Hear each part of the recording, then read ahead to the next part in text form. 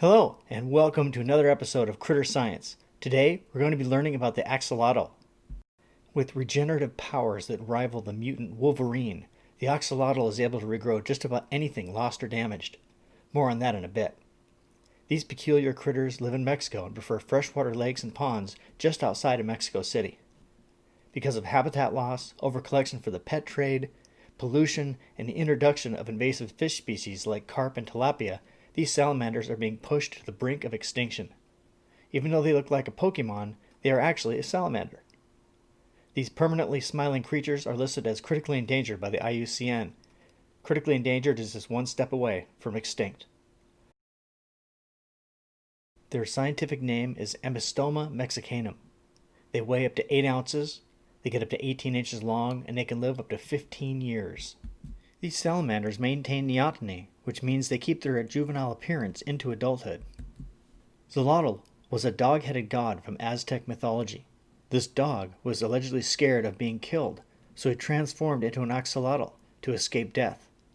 And then it became stuck in this form, unable to escape the water. Axolotls keep their gills, but they also have fully functional lungs. They will often rise to the surface for a breath of fresh air. Being part of the salamander family, these critters are not fish, but rather amphibians. Believe it or not, the axolotl is also over 1,000 times more resistant to cancer than mammals, a fact scientists have been investigating for years. Before the axolotl was listed as an endangered species, Mexican natives would eat the salamanders. Axolotl tamales were a delicacy served whole with cornmeal. You can sever their spinal cord, remove a section, and even crush it, yet it will still regenerate. You can cut the limbs at any section and it will regenerate perfectly. There is no scarring on the skin at the site of the amputation. Every tissue is replaced with an exact duplicate. They can also regenerate the same limb 5 times or more. Each regeneration is as perfect as the original. You can also sever parts of their brain and their liver, and it will regrow just like the original. Axolotls are solitary creatures that only congregate to mate. They can bite you, but due to their weak jaws and tiny teeth, it feels more like being gummed. As a bottom feeder, the axolotl makes good use of the gravel that gets sucked up with its food.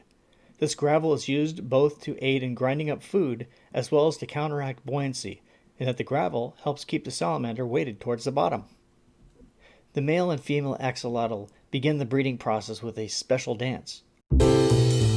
Both male and female will rub and glide against each other's cloaca while dancing in a circular pattern. The male will, in time, drop a cone-shaped mass with a sperm cap after about 30 seconds of aggressive tail shaking. The female will then pick up this mass with her cloaca, following her own tail shaking display, and will then fertilize the eggs. Females will lay between 300 and 1,000 eggs at a time.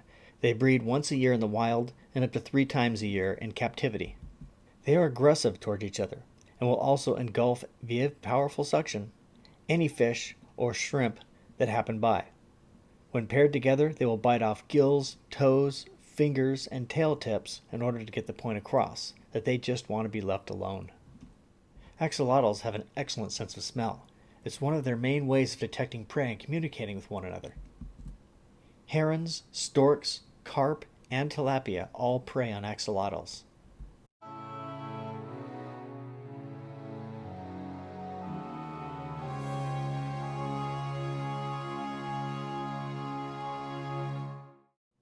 In 1998, there were approximately 2,300 salamanders per square mile.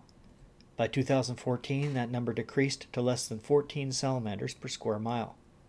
So in just over 16 years, there was a decline of over 2,200 wild axolotls per square mile.